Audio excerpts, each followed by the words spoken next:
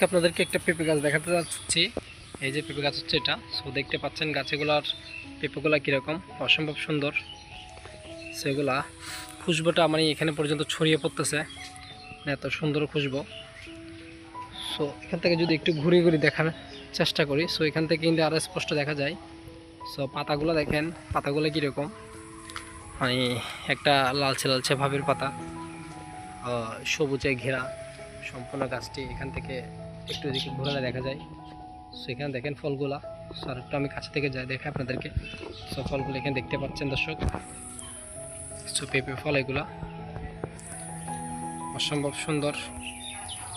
So এগুলো কিন্তু অনেক উপকারী, দেখতে পাচ্ছেন অনেকগুলো ধরেছে একটা গাছে, মাশাল্লাহ মানে সৃষ্টিকর্তার অসম্ভব সুন্দর দৃশ্য। সো এদিকে দৃশ্যটা দিয়ে যদি একটু আপনাদেরকে একেবারে দেখাই। সো দেখেন প্রকৃতিতে ঘেরা, এখানে কিন্তু একটা এটা হচ্ছে মানে একটা পুকুর, আর ওদিকে দেখেন সবগুলা গাছের আম চলে গেছে, কিন্তু এখানে গাছে এখন আম আছে।